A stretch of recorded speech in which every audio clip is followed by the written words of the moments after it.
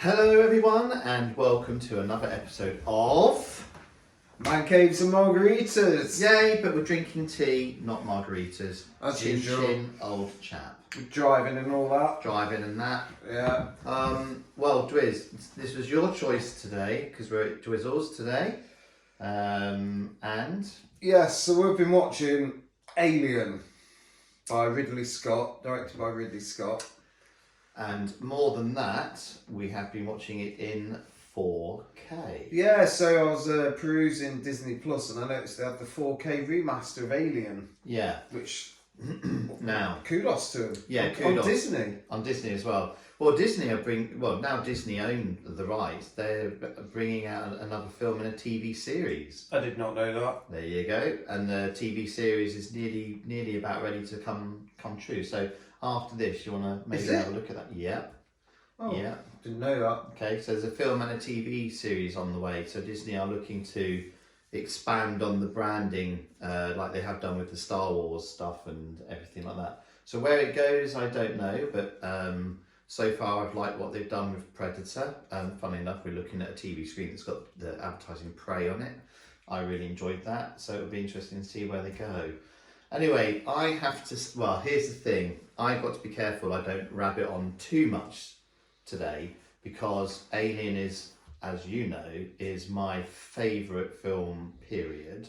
Is it? Is Yeah. it legit? Is it your actual number one of It's all my time? number one film of all time. Wow. For various reasons. And I could bore people with lots and lots and lots and lots of details Well, which people could probably... I mean, that's why we're here. You know, give me the, try and keep it not too long, but give me the top 3 reasons why Alien is your favourite movie. Oh, yes, okay, cool. Right, the first reason is 1982, 12 years old, getting into horror and sci-fi, and it got released on the TV, and because it took about 3 years, so from 1979 to 82, and I can remember it was in the summer, and I can remember saying to my mum and dad, can I please watch Alien? And at first they were like, I don't think really we can let you watch that, son, 12 years old. Because they obviously knew what it was about and what happened in that. So my dad had seen it.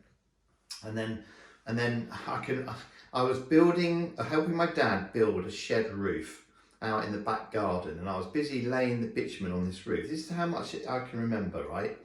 And my dad came out to me at the shed and said, look, son, I've had a word with mum and we've decided so long as I stay up and watch it with you, you can stay up tonight and watch Alien. What, your mum? No, my dad.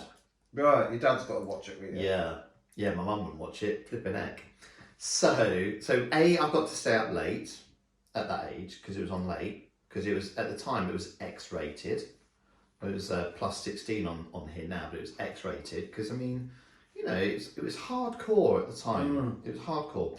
And watching that with my dad is a really, really lovely memory for me. Because, you create memories with your parents, don't you? And like with my dad, it's like stuff like that and watching the World Cup and every time England play and stuff like that, So watching Alien with my dad is a really terrific memory. And the thing that I remember the most from it is like it, and this is the second reason I really love it. It scared the absolute crap out of me. Right. Okay, for all manner of reasons. And seeing it for the first time, you never see a film for the first time again, do you? So seeing that for the very first time, the horror in it and the things, everything that's happening in it. The more you watch a film, the more it gets watered down, the horror and the scares. But that's only because you know they're coming. Yeah. Right? So seeing that for the first time, not knowing anything about it, just the fact that it was a horror film, everyone was raving about it at school, and I needed to see it. Didn't know about the John Hurt's, didn't know about any of that. Just, the face, like none of that. Amazing. So that's the second reason. But the thing that I remember the most about watching it with my dad is because it was on ITV, there were commercial breaks during the film, right? And after she purged the shuttle, right, and she's on the shuttle and it's got away from the ship and the Nostromo explodes, I was so scared. It went to a commercial break, and I was that scared and wound up by what I just experienced. I got up from my chair and I goes to my dad. Oh, flipping heck, that was intense. I think I'm going to go to bed now. My dad just very calmly just went, actually, you better sit down, son. I was like, oh really? He's like, yeah. So that's one of the reasons it's my all-time favourite, because of the memories. The second, as you've already said, is it scared the crap out. It was the first film to really scare the living crap out of me. And the third reason is that every time I watch it, I get to appreciate more and more just how much effort everybody, Ridley Scott and everybody involved, put into that film. A film made at a time when there was no CGI. Everything was either model based or set based. And my God, when you watch that in 4K, we'll talk about that in a minute, I suppose. By God, those sets were absolutely stunning. When you looked at them, you knew that it was done in a soundstage. Every single whoa. So there you go. There's three of many reasons why. I mean, I haven't even talked about the score or anything like that. But there you go. There's many reasons. And I've continued to follow Ridley Scott as a filmmaker, and I do like most of his films. I've really, really enjoyed. But without doubt, Alien, and it's a film that's often copied but never repeated, isn't it? Yeah, it's an absolutely brilliant film. I would put it, probably in my top 5. I don't know if I've got a favourite film, but it's certainly in the running for me. It's as close to perfect as you can get, I think. There's something about watching something of that level of quality that reminds you why you like cinema in the first place. Especially now, we've got access to so many thousands of films, and in comparison to an absolute classic like that, they're barely worth your time. You go back to something like that, and it legit makes you feel like you're privileged to watch it. I love the way you're saying that. To see it and appreciate it. It's insane. Yeah. It's like, how many films can you watch and legitimately say it doesn't have anything that you think could be improved? Well, for me, obviously not for you. Exactly. And even when you watch it now, and so at the end when you see the creature in all its glory, it's a man in a suit. But back then there was no other way of doing something like that. So what Ridley Scott does is super cool, because he just gives us of the full-sized alien. Throughout the film, you just see these flash moments of it, glimpses and bits and stuff. And it's not really to that very final scene where she shoots it out the airlock, where you actually see the full body. But I mean, you know what? Still look great. I don't care what people say. And I know somebody younger watching that now would probably think, oh, the special effects are. But I still think that it just looked and in 4K again, those effects. There's something about the alien design that, so they have in the later Alien films, they've tried to do it in CGI, and it doesn't look any better because I mean there's just something about the design that is so alien that you can't put it across on screen. It's that whole oh weird, my TV's just, sorry, I'll turn that TV off, it's distracting. So I introduced you a while ago to that. Do you remember that author I introduced you to? The Lovecraftian. Oh, Lovecraft. Yeah. So Lovecraftian horror, it's called, and he's famous for introducing this concept that there's horrors out there in the universe that are so beyond our imagination. He can't even put it down on paper what it actually looks like. And the alien out of this movie is a bit like that. It's pretty. Really, it would have been probably better if they didn't even show it like full body on the screen, because your imagination can't put on the screen what you thought it was up to that point. And the various degrees and stages of the life cycle of the alien in the first film, anyway, because it's not until Aliens that you find out there's a queen and it's a queen that lays eggs, etc., etc. I mean, there was no aliens. This was the first time we'd seen the idea of this, and in fact, in the special in the director's cut, there's that really horrible scene where the suggestion is it's not a queen that lays eggs, but she comes where she's trying to escape the ship. She comes across Dallas, and Brett's already dead, and he's like dissolving into this egg, but Dallas is like sort of semi-dissolving into an egg, and he's still alive. And have you seen that?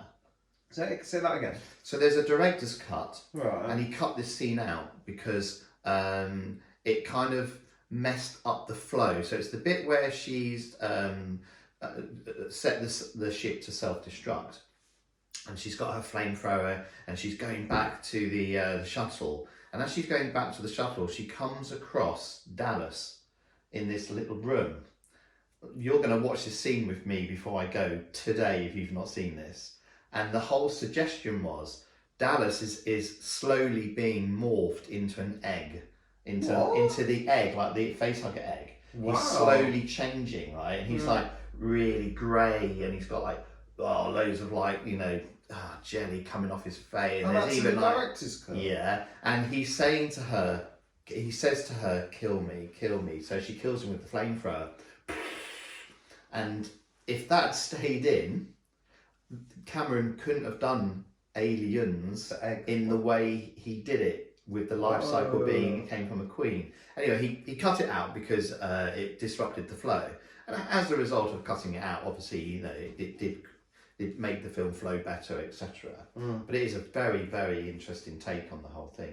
But anyway, digressing, the whole idea of the creature design, I mean, that's another thing I really, really love. If they'd got the creature design wrong in that film, it would have absolutely have panned. Yeah.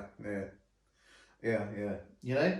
So going to or finding or discovering H.I. Geiger, which he only discovered because somebody gave him, I think Dan O'Bannon actually, who when it says screenplay by Dan O'Bannon, he did write a version of Alien, but it was called Star Beast, and Star Beast was going to be the working title, okay, but it got changed.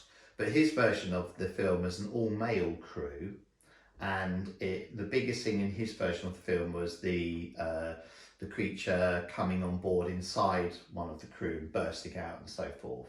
But then loads and loads of changes were made, but he still got the credit in the film as being screenplay written by. So somebody, and I think it was Dan O'Bannon, gave Ridley Scott H.R. Geiger's book, the Necronomicon, which is a book that Geiger got, which is inside shows all his weird phallic and sexual type sort of horror sci-fi drawings.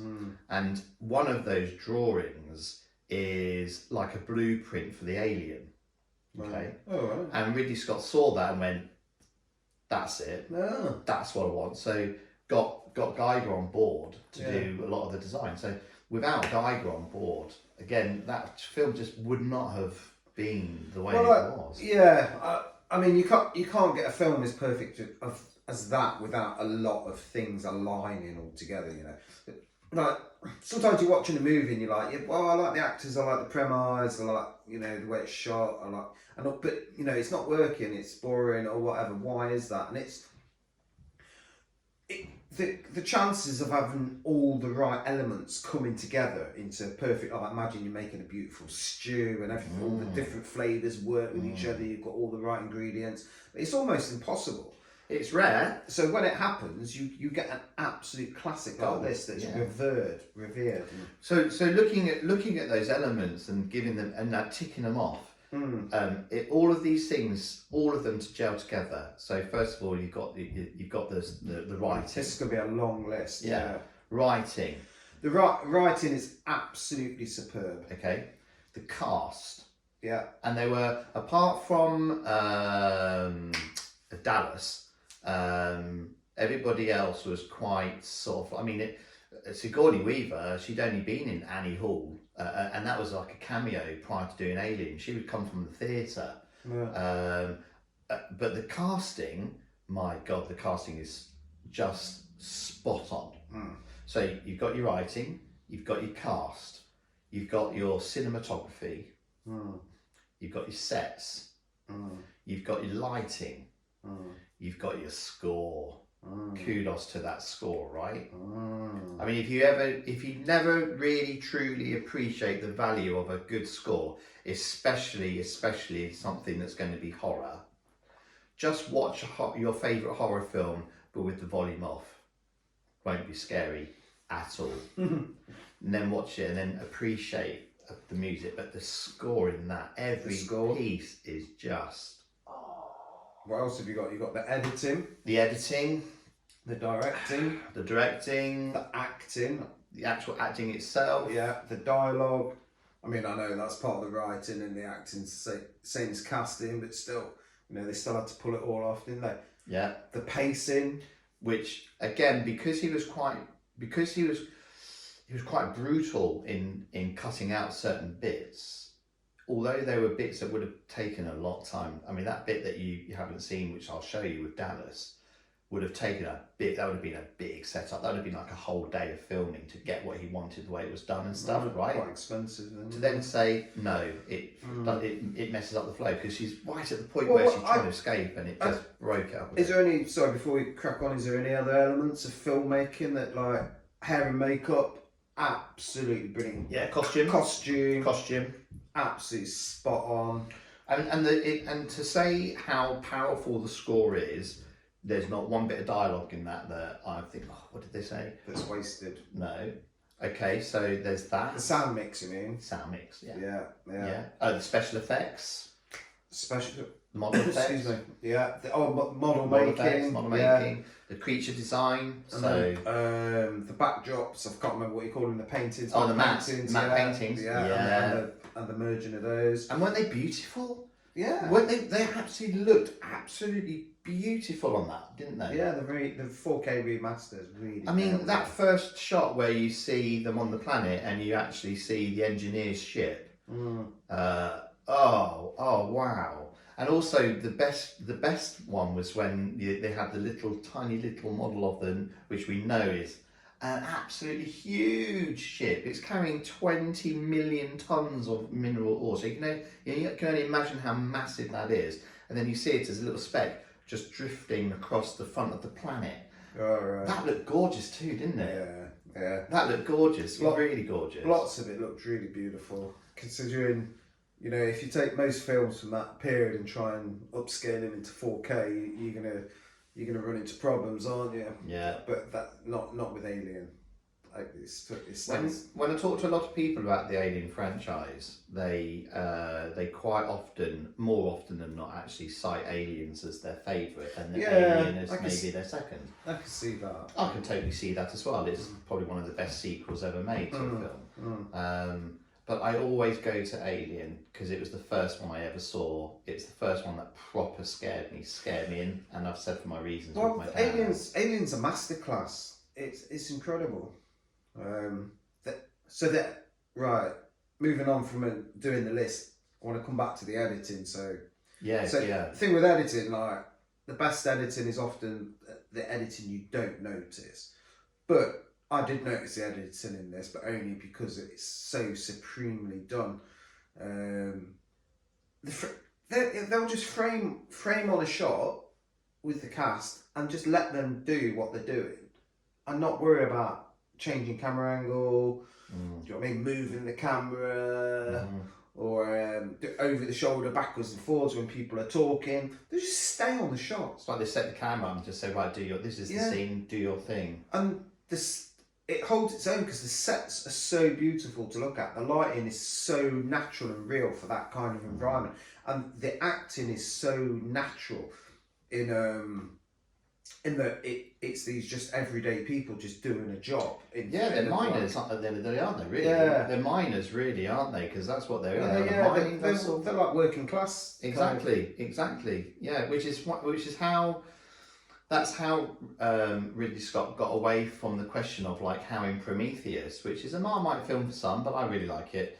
Anyway, it's how he gets around the question that how come the tech on the ship, the Prometheus, is really high tech compared to what we've already seen on an Nostromo.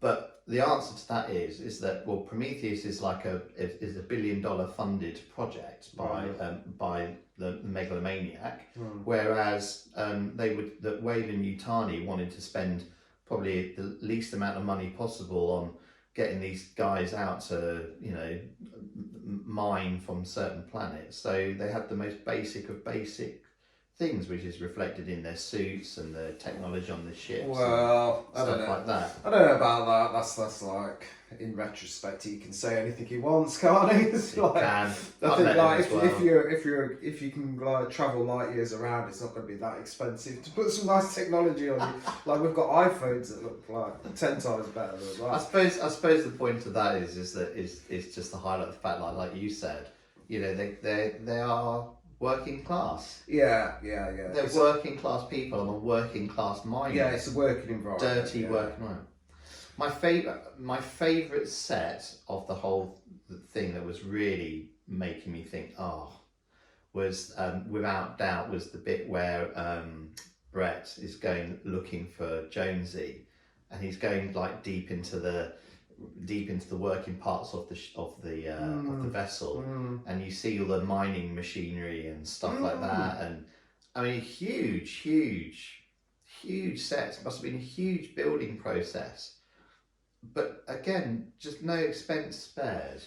I noticed that there was like a vehicle in one of them. That's right, there was. Yeah, like a mining craft with wheels and it was so real looking in terms. Because it's not only the building the set, it's like aging it and greasing it up and making it like look damaged and worn in and like it's been really used. If you haven't done that properly, especially in a 4K remaster, you can look at it and think, wow, that looks like something like. Well, I mean, I did think maybe some of the stuff in 4K would show up some stuff, but if anything, it just made it look better. It did. It actually made it look better. It made it look better. There was there was one shot where, like all the like I say, the camera angles are so brilliant. They'll just stay on the same shot, but so everything is dark in this environment, and there's a side door that they come in, and all the lights coming in, and as they come in, the light from behind is casting different shadows. Oh, when this, that's it. When I know you know, when they're looking for Jonesy, isn't it? And you can't. It becomes like there's so much smoke and so much light that it kind of obscures them as figures as well. But it just looks real. That's what it would look like. But in a lot of films, especially modern films now, they wouldn't do that. They'd be like, no, you need to be able to see them perfectly clear and see exactly what they're doing. Maybe going for a close up. But sorry, I'm waffling now. No, not at all. I love it. I love seeing you get excited like this, especially when I know it's like my favourite film sort of thing. Anybody that loves Alien, I do think it's the best film certainly we've had on there on the podcast so far. So, favourite moments from Alien for me, the worst death. What's your worst death in Alien? Which one do you not like the most? I don't really have a worst. But yeah, no. As a 12-year-old, the worst death of all was John Hurt's, because the whole idea of having been impregnated by that and then not realising that had grown inside you, only for that then to happen. I just thought, oh my, so I used to think that was. But as I've got older, the worst death for me is is the one that you don't see, and that's Lambert's. Because you just get to be Sigourney, where you just literally get to be Ripley when she's dying. So you are with Ripley, and all you're helpless because all you can do is just hear her on the intercom. It's just horrifying. Prior to that, you got Parker saying, "Get out of the way." It's partly because she freezes like in complete fear, doesn't she, as well? And her acting is so amazing. You completely believe that. Because obviously, if he's going, get out of the way, you'd be like, yeah, well, this is stupid. Why don't you just get out of the way? But she makes it Yeah, she sells the fact that she can't move because she's rooted to the spot in pure fear. She does that lovely little double take on it as well, because she gets the canister and throws it behind her, and which is where her brain picks up on it, but she's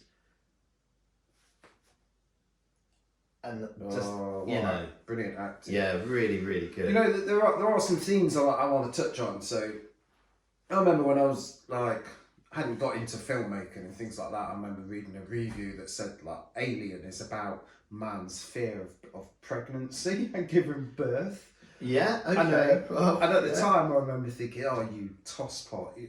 Hello. We're just talking about pregnancy and fear of giving birth. So off camera we have Claire, who's now running off based on what Tris has just said. I remember thinking at the time that it's a load of bollocks, but like as I've got older and more mature and stuff, I think like, oh, there must be some of that in there, in that, you know, some hidden messages. Like. Well, I mean, John Hurt's, Kane, effectively Kane is raped. Because he's raped by the face hugger, and he is impregnated. Yeah. So it is like a form of male rape. I mean, obviously Geiger's work's very phallic based and stuff like that. Anyway, so the chest burster is very phallic-y, and so is even the head of the alien creature and all this sorts of stuff, you know. Yeah. So I can see why somebody might want to get a little bit sort of like go into it a bit deeper with those sort of things. I can totally get what they're saying about the Kane character though, because effectively he is, isn't he?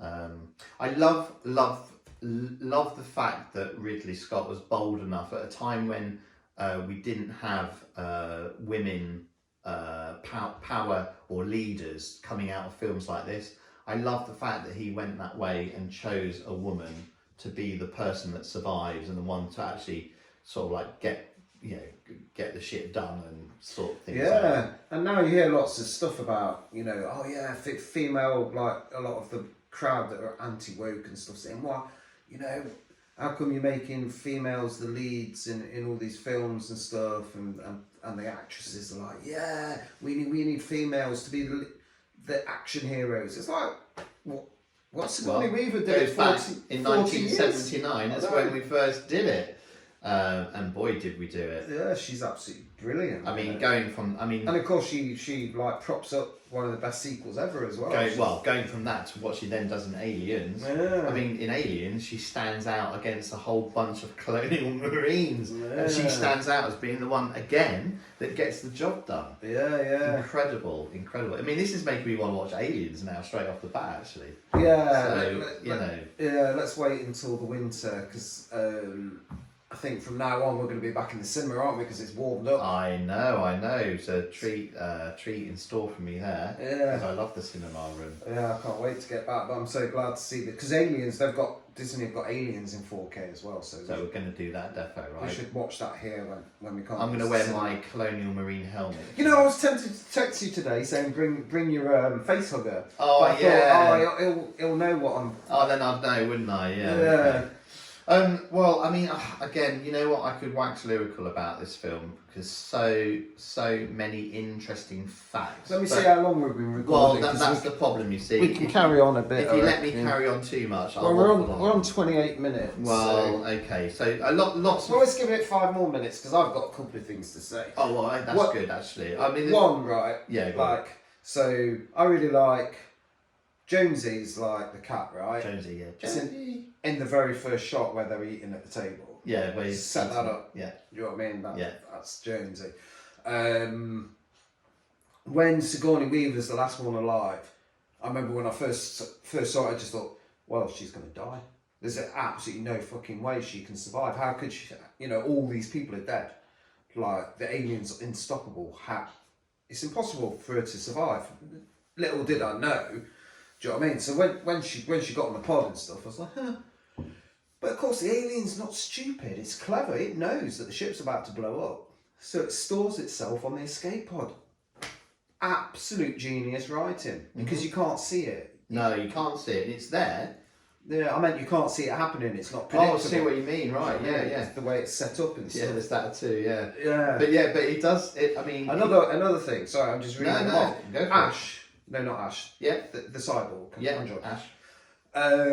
This is again when I first watched it, because we were like teenagers when I first watched it. I didn't, when he got killed, well, when that milk stuff started, and then he's spinning around the room and stuff, I didn't know what on earth was going on, because the concepts of him being a robot back then, it hadn't really been seen or before. Now it seems obvious, but then I literally had no idea. I was so confused until they smacked his head off. It's like when he grabbed. Oh Yeah.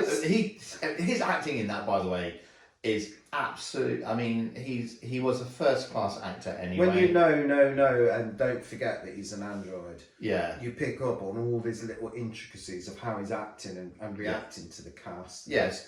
Brilliant. I mean, he does. When they're at the table having their last meal before they're going to go back in the freezers, not knowing that Kane's been impregnated.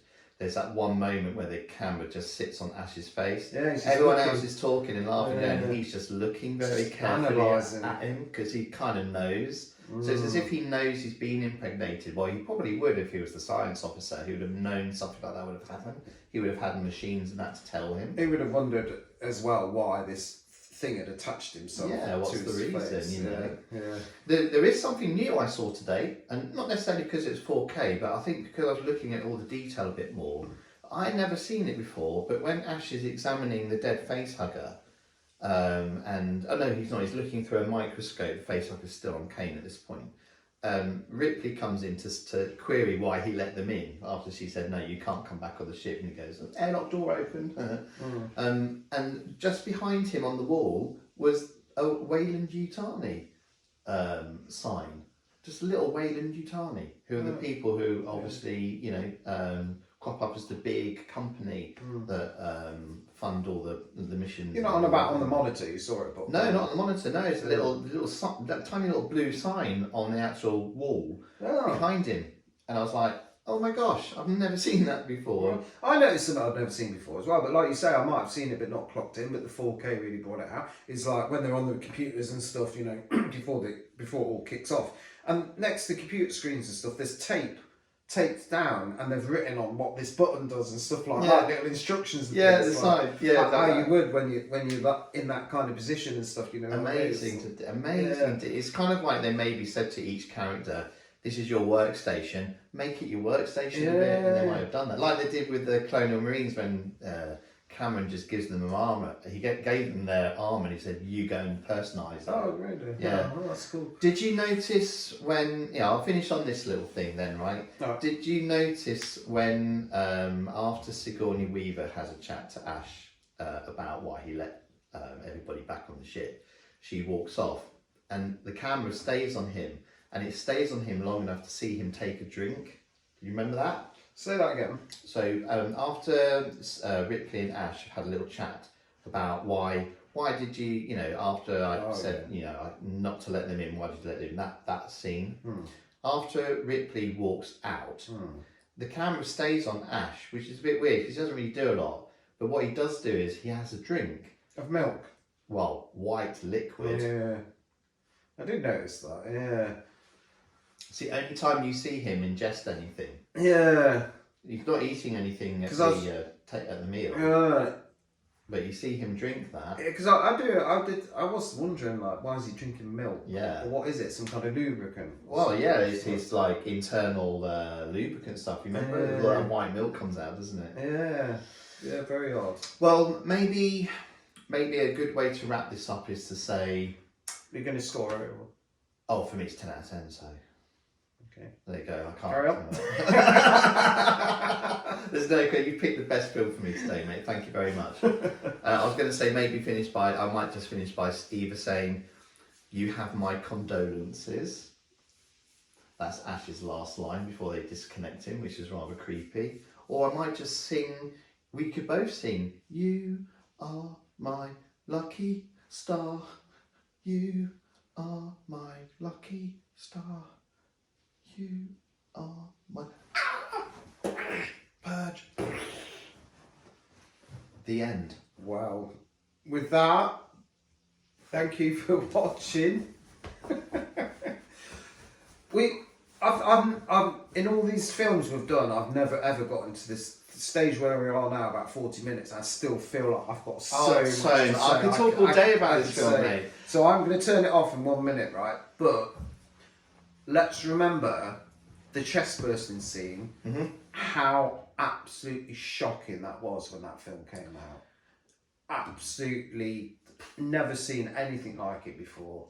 Horrific, absolutely horrific. And you've got a film here that you can watch and appreciate all the different arts types of, all the different things that go into making a good film, and it can be one of your best films ever.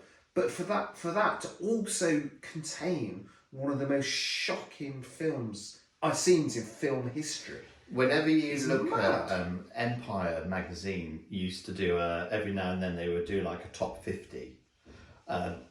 Mojo do it on YouTube. Mojo's top 10 or top 20 whatever scenes, and whenever there was like most shocking or horrific scenes, the chest burster scene will always be in there somewhere, and normally quite high up, because of how shocking it is. For the first time, not knowing that's happening. That's what you got to remember. Yeah. The first time you see that film and you have no idea about what's going to happen next, John Hurt starts riding around. And again, boy, oh boy, does he sell that scene. John Hurt does an absolutely incredible job on that scene. Do you know the often told story about the actors in that scene? Yeah, they weren't told.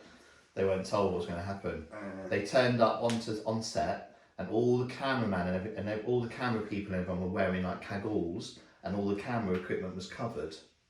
And there's I don't know if you've seen this bit. See, this is what I mean about this. I could have it starts to sound like, I know more than you because I'm an alien, my top super fan. I'm not. It's not like that. You just get really excited because it's great info. Yeah, so there's an outtake where Lambert, Veronica Cartwright, when the chest burster comes out, the special effects guys really pumped the blood. They pushed it. There's one outtake because it was too much, where it just looked like this, like half a bucket of blood just hits Lambert in the face, like that properly does, and they had to cut that because it was a bit too much. But yeah, they didn't know. They knew of the story, but they didn't know how it was going to be done. And yeah, wow, yeah, amazing, amazing. Thanks to his top film. We'll see you at Gavin's in 2 weeks. Peace. Peace out, man. Peace out. Wailing you tiny rules.